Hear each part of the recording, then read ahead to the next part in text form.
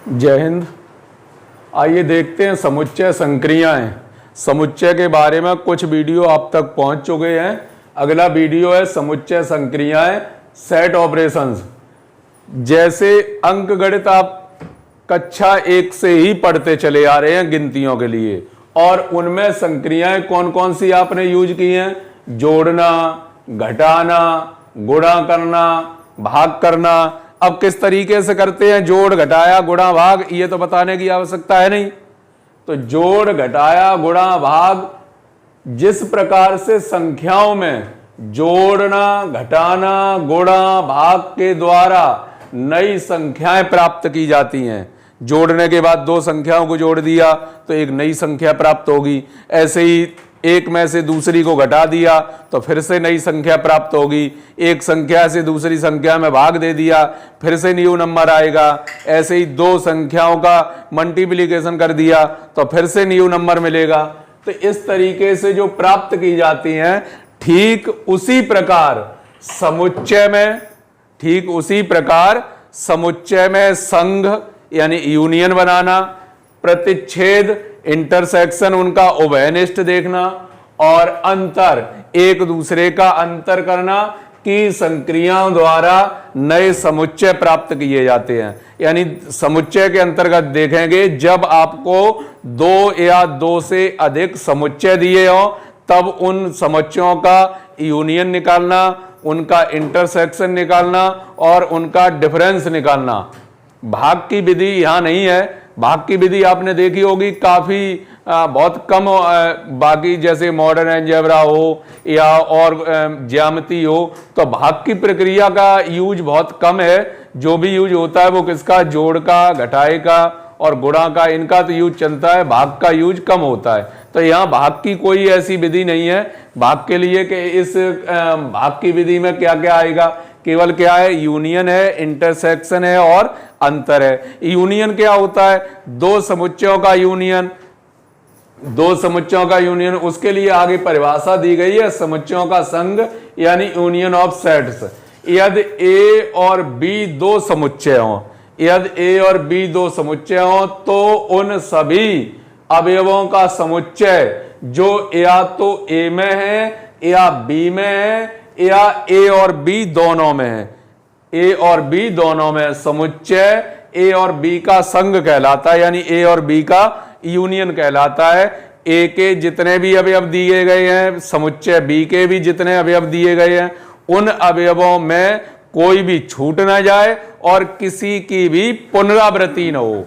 कहने का मतलब यहाँ वो नहीं चलता जैसे अभी प्रधानी वाला इलेक्शन था तो वोट पड़ रहे, वोट पता ही नहीं चल रहा, कैंडिडेट तो खड़ा है उसे यही पता नहीं चल रहा ये वोट हमें देगा उधर देगा, कि वो दोनों तरफ की कर रहा है, उधर भी मिला हुआ है और इधर भी मिला हुआ है। लेकिन जब यूनियन होता है तो यूनियन में सब एकदम से बेनकाब हो जाते हैं और सब सामने आ जाते हैं कि एक ही जगह रह सकते हैं, एक बार ही आ सकता, उसकी पुनरावृत्ति नहीं होनी चाहिए। एक जो भी अवयव है वो एक अवयव एक ही बार लिखा जाएगा और ए और बी यानी ए के सभी या तो वो ए में हो या वो बी में हो या ए और बी दोनों में हो। तो इस तरीके से उन समुच्चयों का जो समुच्चय ए और बी का संघ कहलाता है। जैसे ए यूनियन बी बराबर एक्स है तो एक्स बिलोंग कर रहा है ए में, और मतलब या तो एक्स ए में बिलोंग करेगा या एक्स बी में बिलोंग करेगा या एक्स ए और बी दोनों में बिलोंग करेगा। तो इस प्रकार से चित्रों को देख रहे होंगे आप, ये तीन चित्र बने हुए हैं। आयत को यूनियन के द्वारा दर्शाया गया, उनका संघ, ए और बी का संघ। अब क्या है, कोई ए समुच्चय है, उसी में से मिलकर बना हुआ है बी समुच्चय। ए समुच्चय है, उसी में से मिलकर बना हुआ है बी समुच्चय। तो इस प्रकार से ए और बी यानी देख ए और बी का जो कॉमन होगा तो वो भी उसी में, जैसे हम लिख भी सकते हैं यदि आपको लिखना चाहे तो ऐसे, जैसे ए बराबर दिया गया है समुच्चय 1 2 3 और b बराबर दिया गया समुच्चय 2, केवल 2। तो इसका जो छायांकित भाग बनेगा वो इस प्रकार से बनेगा कि 1, 2 और 3, और बी के अवयव क्या है, केवल 2 है, तो यानी 2 है वो भी 3 में शामिल है, तो बी है वो किसके अंदर है, ए के अंदर है, तो बी बनाया, ए के अंदर बना लिया। तो इसका जो छायांकित भाग है वो क्या दर्शाएगा, इन दोनों का ए यूनियन बी दर्शाएगा। छायांकित भाग जो वेन आरेख खींचेगा वो इस प्रकार से खींचेगा, बी के सभी अवयव ए में हैं, बी के सभी अवयव ए में स्थित हैं। तो इस प्रकार से जैसे यहां पर आपने देखा होगा जब आप रीजनिंग पढ़ते हैं तो रीजनिंग में भी इस प्रकार का वेन आरेख जब लास्ट में खींचते हैं, न्याय संगत प्रश्नों को करते हैं, तो न्याय संगत प्रश्नों को करते टाइम इसी प्रकार के वेन आरेख बनाए जाते हैं कि यदि वो एक दूसरे में मैच करते हैं तो ओवरलैपिंग वाले बनाए जाते हैं। पूरा का पूरा उसमें है जैसे कि सभी विद्यार्थी ग्रेजुएट हैं, तो ग्रेजुएट है सभी विद्यार्थी, तो विद्यार्थियों को अंदर बनाते हैं, ग्रेजुएट वाला बाहर बनाते हैं, इस प्रकार से। और अगर वो भी सभी क्या हैं, सभी लड़के हैं, तो उन्हें भी और एक गोले में बंद करते हैं। पहले छात्र हैं, छात्रों के बाद वो सभी ग्रेजुएट हैं, तो पहले एक गोला बनाया इस तरीके से, फिर उसके बाहर दूसरा बनाया, फिर उसके बाहर तीसरा गोला बनाया। पहले क्या है, छात्र हैं, फिर सभी छात्र क्या हैं, ग्रेजुएट हैं, और जितने भी हैं वो सभी क्या हैं, लड़के हैं, तो इस प्रकार से बनाते हैं। इसी प्रकार से बी समुच्चय के सभी अवयव ए में स्थित हैं, तो ए के अंदर बनेगा बी, और ये सब क्या है, यूनियन के अंदर आते हैं, तो फिर पूरे को किसमें, आयत में बंद कर दिया। इसके बाद आ गए यहां की स्थिति। यहां की स्थिति क्या है, ए के अवयव न तो बी में है और बी के अवयव न तो ए में है, तो ऐसी कंडीशन में क्या होगा, ए और बी क्या होगा, अलग अलग बनेंगे। जैसे अलग अलग यहां पर फिर से लिखना चाहें तो यहां लिख सकते हैं, जैसे ए बराबर दिया जा रहा है आपको 1, 2, 3, और बी बराबर आपको दिया जा रहा है 4 और 5, इस तरीके से दिया गया, ए बराबर बी बराबर। तो इस प्रकार से छायांकित होगा, ए वाला अलग बनेगा ए समुच्चय, और समुच्चय बी अलग बनेगा, और ए और बी का यूनियन पूरे को एक आयत में बंद कर दिया, यानी ए के अवयव न बी में है और बी के अवयव न ए में है, तब ए और बी का यूनियन जो निकलेगा वो क्या निकलेगा, 1, 2, 3, 4, 5, यानी सभी शामिल होने चाहिए, किसी की पुनरावृत्ति नहीं होनी चाहिए। ऐसे ही तीसरा जो दर्शाया गया, तीसरे में क्या है, जैसे ए वाला ए दिया है, कोई समुच्चय दिया गया 1, 2, 3, और बी वाला समुच्चय दिया गया 3, 4 और 5। तो यहां पर देखेंगे ए और बी में क्या है, ए का तो 1, 2, 3 है, और बी का जो दिया जा रहा है वो क्या है, 3, 4, 5 है। तो इसकी कंडीशन ये है कि 3 जो एलिमेंट है, 3 जो डिजिट है, वो दोनों में शामिल है, प्रतिच्छेद करता है, यानी उनका इंटरसेक्शन है, तो एक दूसरे की ओवरलैपिंग है। तो इसमें क्या, इसमें तो आएगा 1 और 2 आएगा, और यहां पर क्या आएगा, 3 आएगा, इसमें क्या 4 और 5 आएगा। तो 3 कैसा होगा, 3 दोनों में शामिल होगा, दोनों का उभयनिष्ठ होगा। अगर यहां से ए इंटरसेक्शन बी पूछा जाए तो क्या आएगा, 3 आएगा, लेकिन ए यूनियन, तो ए यूनियन यानी एक दूसरे की ओवरलैपिंग के साथ बने हुए हैं। जब आप रीजनिंग में न्याय संगत के प्रश्न पढ़ते हैं तो ठीक छायांकित भाग इन्हीं में से किसी न किसी तरीके से आप बनाते हैं। बी जैसे ए में है ऐसे ही ए भी बी में हो सकता है, लास्ट वाला बनाया नहीं, कोई एक इसमें है, और कंडीशन है ये 3 प्राप्त होती हैं संग निकालने के लिए। अब जैसे संग निकालने के लिए तो इसके टोटल लिखे जाते हैं, ऐसे ही संग निकालते हैं तो टोटल लिखे जाते हैं। फिर उसके बाद क्या आ गया, इंटरसेक्शन आ गया। इंटरसेक्शन में क्या है, जो ए और बी दोनों में शामिल हो, दोनों में उभयनिष्ठ हो, दोनों में कॉमन हो, उसे कहते हैं ए इंटरसेक्शन बी। तो ए इंटरसेक्शन बी, इंटरसेक्शन यानी यूनियन को किससे लिखते हैं, कप बोलते हैं, कप यूनियन को यू बना दिया, तो यू किसका, कप का आकार हो गया, कप चाय वाला कप का आकार हो गया, तो यूनियन को कब कहा, इंटरसेक्शन क्या कह देते, कैप, उल्टा यू बनाया तो कैप यानी टोपी, टोपी बनाया तो वो क्या बोला जाता है, इंटरसेक्शन। तो इंटरसेक्शन में क्या है, ओवेनिस्ट जो दोनों में कॉमन हो, तो ए इंटरसेक्शन अगर बी निकाला जाएगा तो दोनों में ओवेनिस्ट क्या है, 2 है। ऐसे ही यहां दूसरे वाले चित्र पर आ जाएं, तो दूसरे वाले चित्र के अंतर्गत आप देखेंगे ए और बी दिया गया है। अगर इन दोनों का इंटरसेक्शन निकालना है तो ए और बी में कुछ कॉमन है, कोई चीज कॉमन नहीं है, कोई भी एलिमेंट ऐसा नहीं है जो ए में भी हो और बी में भी हो। जब कोई कॉमन नहीं है ऐसी कंडीशन में ए इंटरसेक्शन बी का जो मान निकलेगा वो क्या होगा, केवल फाई बना दीजिए। या जो धन कोष्टक लगाते हैं, जो धन कोष्टक महिला कोष्टक लगाते हैं, उसे केवल आप रिक्त छोड़ दीजिए, उसमें कुछ भी लिखना नहीं है। अगर लिख दिया तो लिखने के बाद वो एकल समुच्चय बन जाएगा। तो या तो आपको केवल कोष्टक लगाना है और ब्लैंक छोड़ना है, और यदि फाई बनाना है तो उसके बाहर धन कोष्टक नहीं लगाना है। तो रिक्त समुच्चय को व्यक्त करने के 2 तरीके थे आपके पास। एक तो क्या था, केवल फाई बना दिया, रिक्त समुच्चय हो गया। एक तो इस प्रकार से फाई बना दिया, इसे कहते हैं रिक्त समुच्चय। और एक रिक्त समुच्चय की पहचान क्या है कि कोष्टक लगाया और खाली छोड़ दिया बिल्कुल। अगर इसमें 0 भी लिख दिया तो भी एकल समुच्चय होगा, और फाई लिख दिया इसके अंदर तब भी एकल समुच्चय होगा। तो गलती मत करना, इन दोनों में से किसी एक को लिखा जाता है जब इन दोनों का इंटरसेक्शन पूछा जाएगा तब।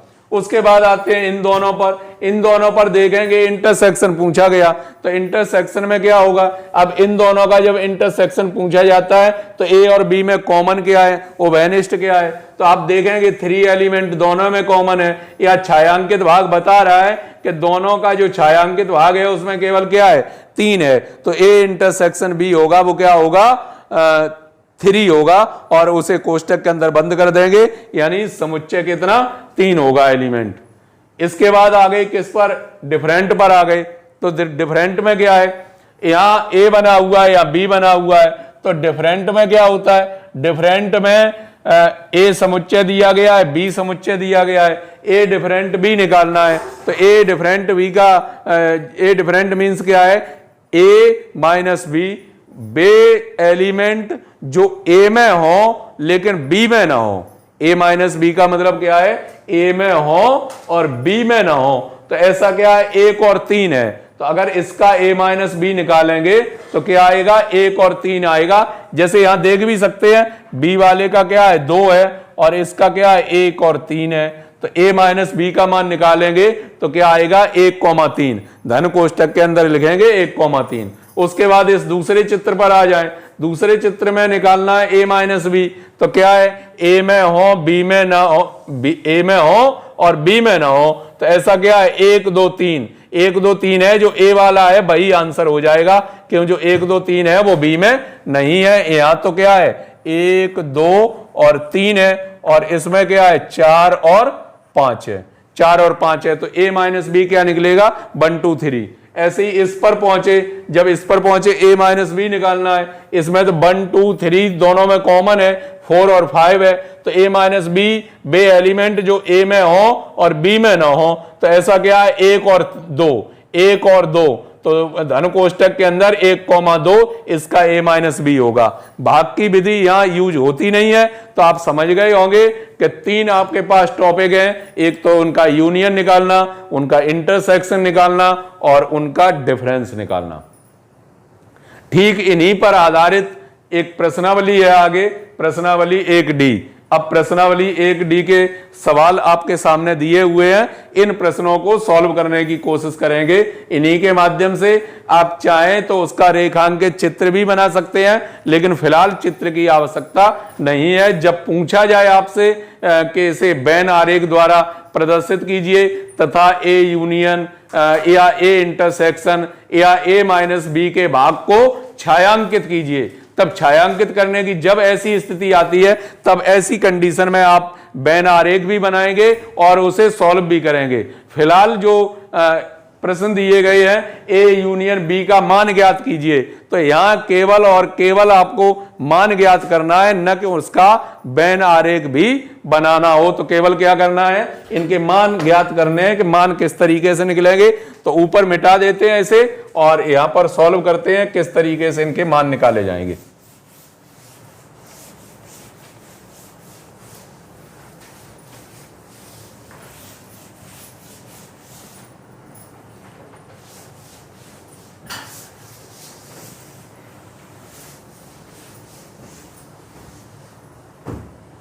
देखिए पहला क्वेश्चन लिखा हुआ है, पहले क्वेश्चन के अंतर्गत क्या लिखा है, ए यूनियन बी का मान ज्ञात कीजिए। ए यूनियन बी का मान ज्ञात कीजिए और फर्स्ट पार्ट और सेकंड पार्ट, दो पार्ट दिए गए हैं और इनमें पूछा जा रहा है कि ए यूनियन बी का मान ज्ञात कीजिए। तो यहां सॉल्व कर रहे हैं क्वेश्चन नंबर 1 और 1 का फर्स्ट पार्ट। फर्स्ट पार्ट में दिया क्या गया है, ए बराबर दिया गया है 2 3 4 5, 2 3 4 और 5, और बी बराबर क्या दिया गया है, बी बराबर दिया गया 1 2 3 4, 1 2 3 और 4, 1 2 3 4, और ए के जो एलिमेंट दिए गए वो 2 3 4 5, और जो बी के एलिमेंट दिए गए हैं वो कोष्टक के अंदर क्या लिखा है 1 2 3 4। इस तरीके से इन दोनों का आपको यूनियन ज्ञात करना है। जब यूनियन ज्ञात करना है, A union B, A union B, आप चाहें तो ऐसा कर सकते हैं, पहले आपने ए वाले लिख लिए 2 3 4 5 कोष्टक बंद, फिर यूनियन, फिर दूसरा लिख लिया 1 2 3 4। इस तरीके से लिखने के बाद अब ए यूनियन बी निकालना है इन दोनों का। तो इन दोनों में क्या होता है, प्रत्येक एलिमेंट आ जाए यूनियन में, कोई भी एलिमेंट रिपीट नहीं होना चाहिए, यानी उसमें पुनरावृत्ति का दोष नहीं आना चाहिए, पुनरावृत्ति नहीं होनी चाहिए। तो ऐसी कंडीशन में क्या क्या लिखेंगे, चलिए क्रम से लिख देते हैं 1 2 3 4 और 5। तो ये उसका आंसर होगा, ए यूनियन बी का मान आ गया ए यूनियन बी। फिलहाल इन प्रश्नों का केवल और केवल क्या ए यूनियन बी पूछा गया है, हो सकता है आपको सभी पार्ट पूछ लिए जाएं कि उसका यूनियन भी ज्ञात कीजिए, उसका इंटरसेक्शन भी ज्ञात कीजिए और उसका डिफरेंस भी ज्ञात कीजिए। फिलहाल केवल क्या पूछा जा रहा है, इस प्रश्नावली के अंतर्गत अधिकतर प्रश्न किस पर, यूनियन पर डिपेंड है, सभी का यूनियन जानने की कोशिश हो रही है। तो यहां पर आप देखेंगे इस तरीके से यूनियन आ गया। उसके बाद सेकंड पार्ट में क्या दिया गया, सेकंड पार्ट दिया गया ए इक्वल टू 2 4 5 6 8 9, बी बराबर दिया गया है 2 7 6 और 8। क्या निकालना है, ए यूनियन बी का मान। तो ए यूनियन बी यहां देख के बताइए, ए यूनियन बी निकालना है, लिखने की आवश्यकता नहीं है, बार बार आप ऐसा लिख के उसके बाद कर सकते हैं। तो क्या है 2, तो 2 आ गया, 2 के बाद 4 आ गया, 5 6 7 भी है, 8 भी है, 9 भी है। तो यही उसका आंसर हो गया, किसका मान, ए यूनियन बी का मान। तो इस पहले क्वेश्चन के अंतर्गत लिखा था ऊपर कि ए यूनियन बी का मान ज्ञात कीजिए, यानी डिफाइन करना है ए यूनियन बी। तो ए और बी जो उनके एलिमेंट दिए गए हैं वो सभी आ जाएं उस ए यूनियन बी के अंतर्गत, लेकिन न कोई छूटना चाहिए और न कोई डबल बार आना चाहिए। आपने दावत दी है तो दावत में न तो कोई छूट जाए और न डबल बार खा जाए, केवल एक बार चांस है उसका। तो एक बार है, पुनरावृत्ति वाला दोष ना हो उसमें। तो ये किसका मान है, ए यूनियन बी का। ऐसे ये भी ए यूनियन बी का मान दिया गया है। आगे देखेंगे क्वेश्चन नंबर 2।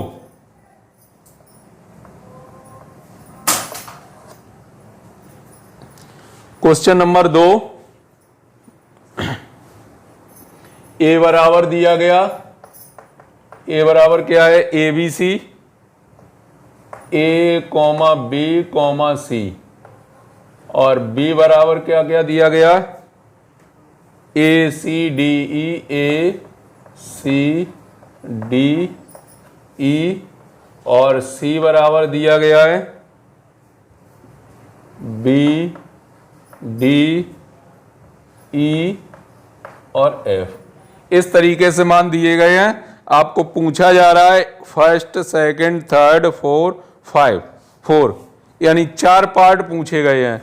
उन 4 पार्टों के अंतर्गत देखिए किस तरीके से वो चारों पार्ट सॉल्व होंगे। तो पहला पार्ट क्या है, फर्स्ट पार्ट में आपको पूछा गया ए यूनियन बी, ए और बी का यूनियन करना है। आप चाहें तो लिख सकते हैं, नहीं तो एक बार हम तो डायरेक्ट उसका आंसर लिख रहे हैं ए और बी का यूनियन, लेकिन आपको कायदा अनुसार पहले जैसे इस प्रकार से लिखना चाहिए, A B C union A C D E, इस प्रकार पहले एक लाइन में लिख लिया।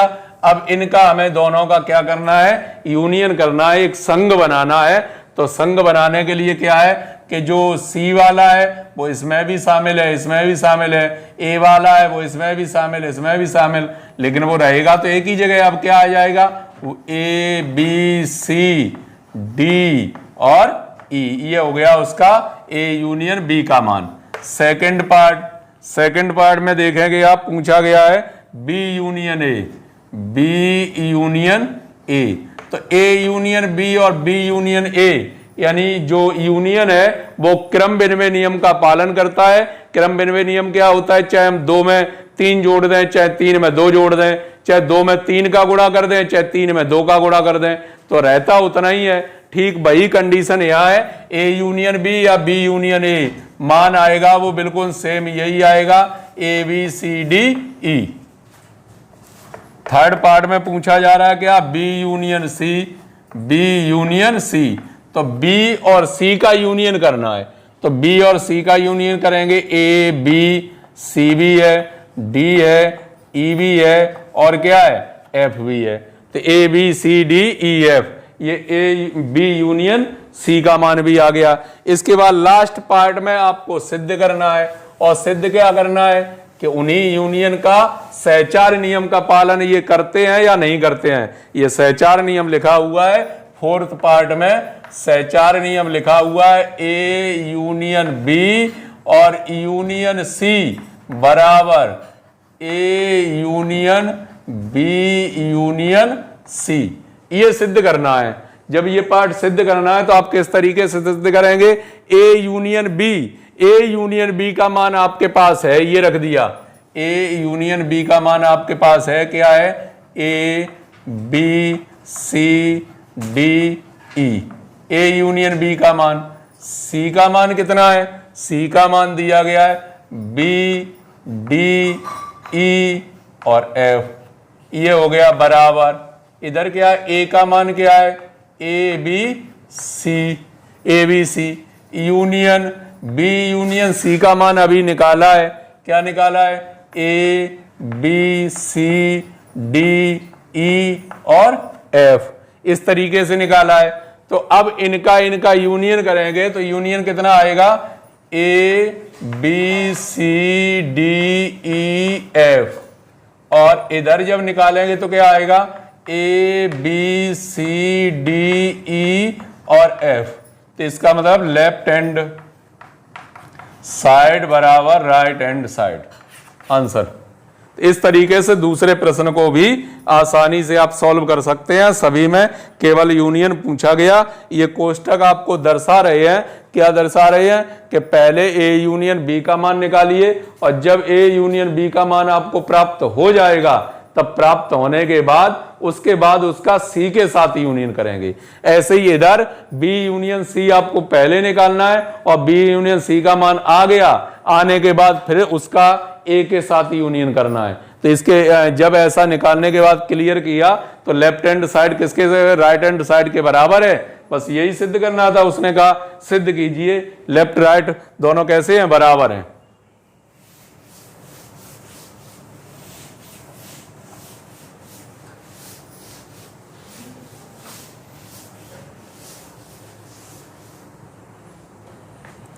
देखते हैं नेक्स्ट क्वेश्चन, क्वेश्चन नंबर 3। यदि ए तथा बी में क्रम से 3 तथा 6 अवयव हों, ए तथा बी में क्रम से 3 तथा 6 अवयव हों, तो ए यूनियन बी में न्यूनतम अवयवों की संख्या बताइए। ए यूनियन बी में न्यूनतम अवयवों की संख्या। तो जैसे आप समझ लीजिए, क्रिकेट मैच खेलते हैं कुछ लोग, और कुछ लोग फुटबॉल खेलते हैं, और कुछ लोग ऐसे हैं जो क्रिकेट भी खेलते हैं और फुटबॉल भी खेलते हैं। तो आप बताएंगे कि जैसे क्रिकेट मैच हो रहा है और फुटबॉल हो रही है, और हमारे पास खिलाड़ियों की संख्या कम से कम कब होगी, कम से कम खिलाड़ियों की संख्या कब होगी कि जैसे बही जो 11 खिलाड़ी हैं, बही 11 खिलाड़ी क्या हो, वही 11 खिलाड़ी क्रिकेट भी खेलने चले जाएं और वही 11 खिलाड़ी फुटबॉल भी खेलने चले जाएं, तो हमारा 11 से ही काम चल जाएगा। बात आ गई समझ में? कम से कम खिलाड़ियों की आवश्यकता कब होगी, यानी स्कूल में भी टीचरों की कम से कम आवश्यकता कब हो। जैसे हम आ गए, टीचर बन के आ गए हम, अब हम क्या है, हमने क्या किया कि जैसे आपको गणित की आवश्यकता हुई तो हमने आपको गणित भी पढ़ा दिया, आपको रीजनिंग की आवश्यकता हुई तो हमने आपको रीजनिंग भी पढ़ा दी, फिजिक्स की आवश्यकता हुई तो फिजिक्स भी पढ़ा दी। तो ऐसी कंडीशन आ गई कि सबका काम एक से ही चल गया।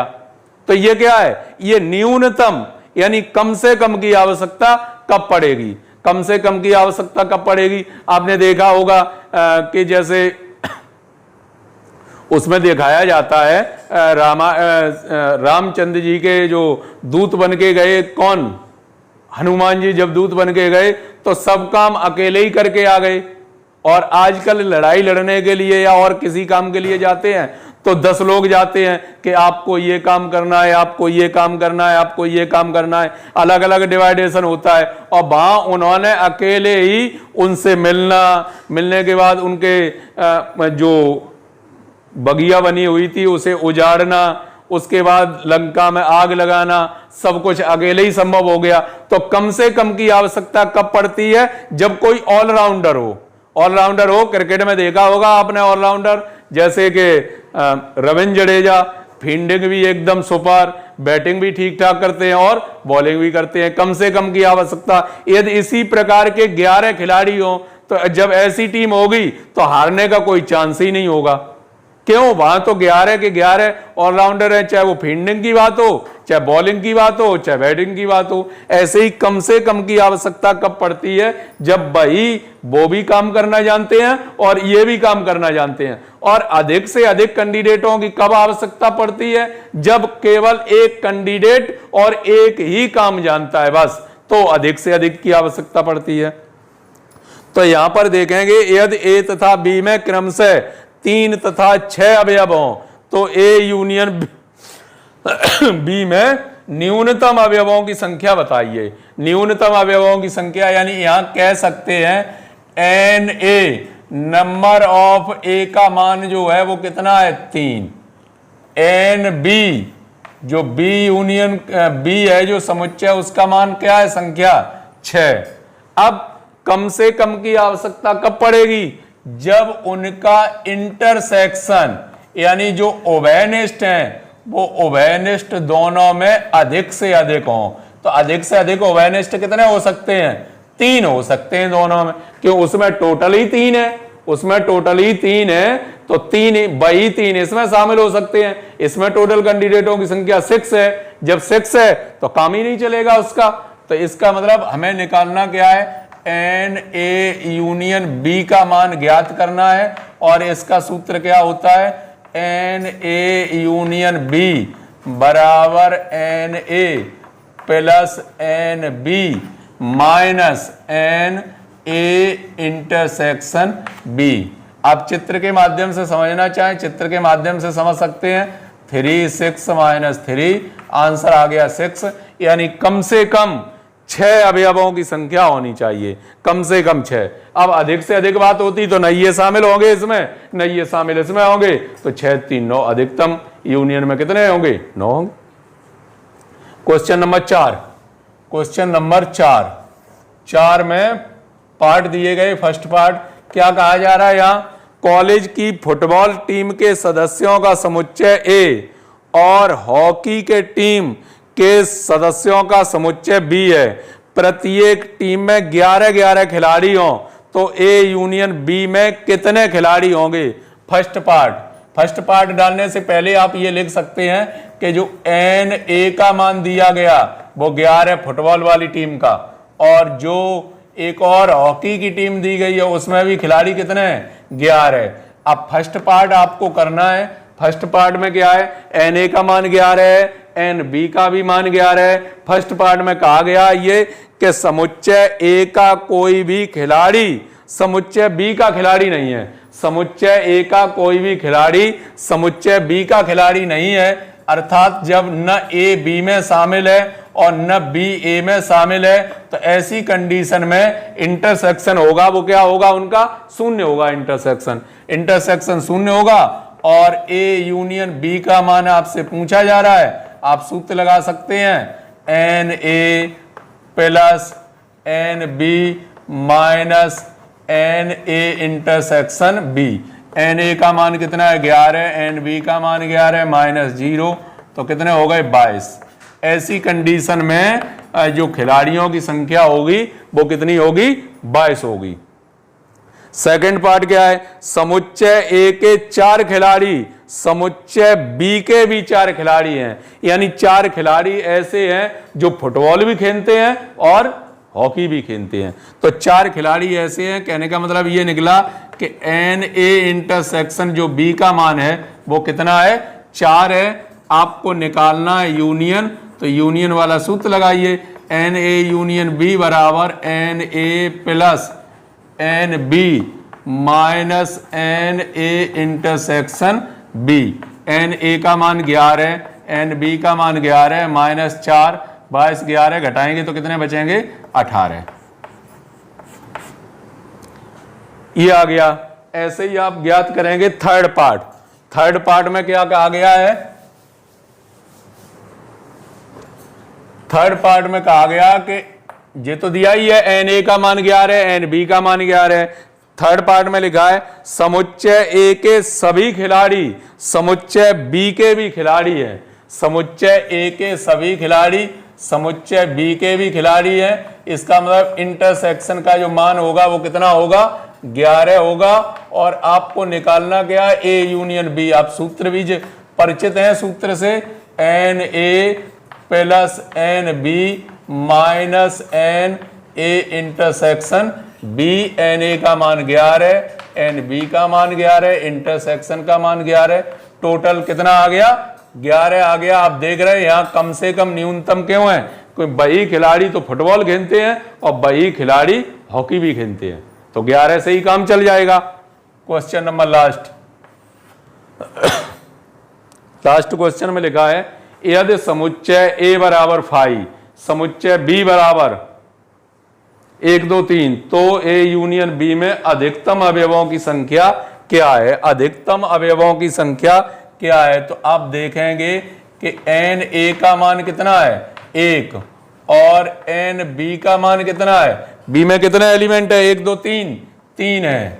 और एन ए इंटरसेक्शन बी अधिकतम की बात कर रहा है तो ये 0 होगा।